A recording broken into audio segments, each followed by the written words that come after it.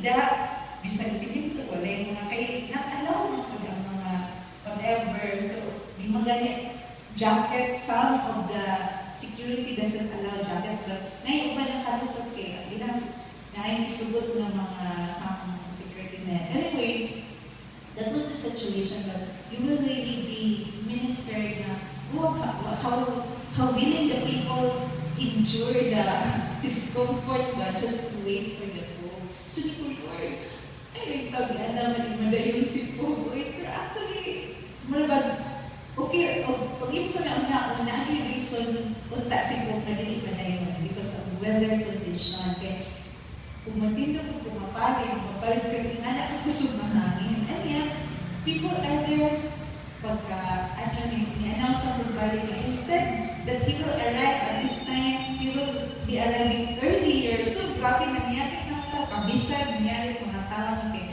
we are attending to the patients and yet, kami siya, gilit ka na nga bakit doon naman sa mirror at the entrance. So, no to when kanina yun, Carpadong, nanay, plain. Grabe yung mga tao pang nyangit, pero ipanisip ko. That's fire. Pero naginig, siya kita mga tamral ng buhit na pa despite sa weather, and then, ipamandaisip ko, pagka a few minutes after that, we saw a glimpse of a plane coming. Ano daw to si po? Sus, pag yun. Ano siya, I was attending to a patient ko, as in, yun, gamay pa kayo nakita ang plane. We were so excited. We were cheering up. Padong na ang plane. O, masali daw na wak. As in, ang wak, no trace. Kami diba, where clouds are covering. Nahilong na Ilong na akong madli ko sa kauban nga. Huy, we will praise. Nag-pray our Father, hasta mga vision, appeal. Ano yan, sige, mitanaos, langit, tanan, sige, we prayed. And then, it really took us, imagine na, nakadusaryo ni, nakadivine chocolate, nakadugay na nawala ang vicinity sa Kuan. Nawala ang glimpse sa kanang plane na nagpadong. Then you know what? Di kalito sa Chitupa, padung na Kuan, padung na mo land ba? Nangyari ko po ng mata na nagkatawagin mi kay iba ng divine chocolate ni, nag-pray. Wagod mi kay ni Father pagkakita mo na. Nangyari ko matawas ng mga mali. Wag na yun, wag na human ang prayer. I'm okay na Lord, we were just interceding na naman sa okay na. We were so happy that when the Pope, you know what, I really can't describe the feeling and I see the Pope coming down from the plane, even that far, nakahinap ko, I was really, di ko kasabot, such a basta glorious presence of the Lord. The presence of God was truly in this man. I know God, no doubt about it, that this man is a man of God. And wapag na iabot si Pope, it was announced na there are two possibilities. It's either si Pope kanto na lang umisa sa soul sa tent kay at the back of the stage na ay tent ba, dito siya mo paway. Kasi kanto na lang okay, it's been really raining. And then, pwede po dito siya sa state, depende niya, but in my mind, si Pope, for the people, kaya nga, bahala ko sa kayo, I'm sure, I'm confident that he will be saying mas dihagad sa stage. True enough, dito yun siya, and we were so blessed. Yan ako, Lord, napamagiging pa siya, pwede mo excuse ko. Kaya anak ko sa mga sister, pwede mo attend ko sa mas ato lang. Sige. Of course, I also have other mga nurses na uban and the doctors.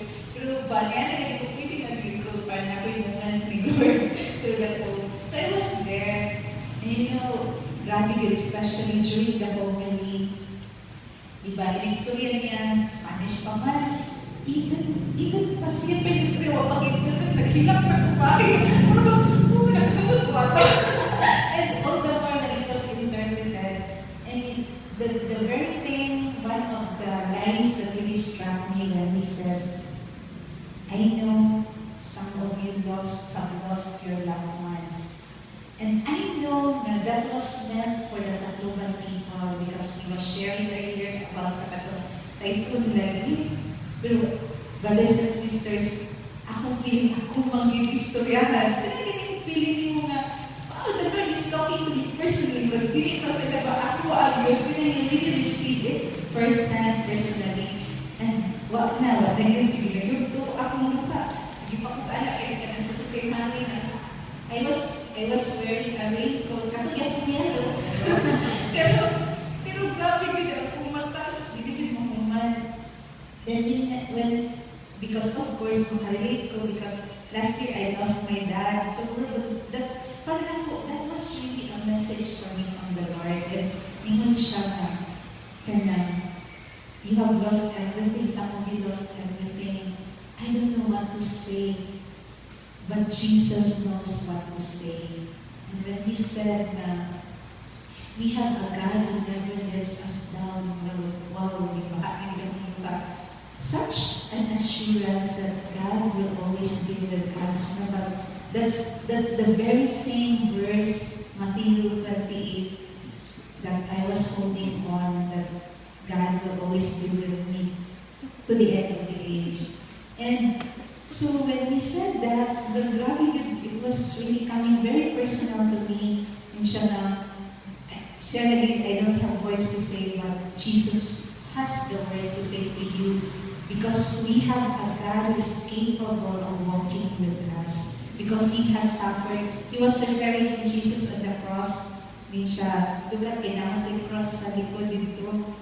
He has suffered every calamity that you suffered. He suffered all the sufferings na ato na-encounter. And while He was saying that, so we have a God who is capable of walking with us even at the lowest point in our lives. And I was truly ministered, and I was crying, but I was thanking the Lord because dili si po ako nakita, but it's really the Lord speaking to me. And I really could not thank the Lord enough for such a great privilege, a great blessing to really be able to serve the Lord through the Pope's visit as one of the medical team. And after, I was so encouraged, so refreshed. So, nilakaw na si Pope, malinaw kami. Itong pagkahuman sa Mass, si Pope, isakay na sa Pope Mobile.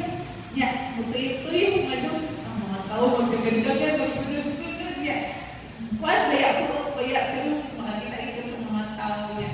Basta, kaya the joy, touching them because really, a lot of people are really crying. I believe they were truly ministered.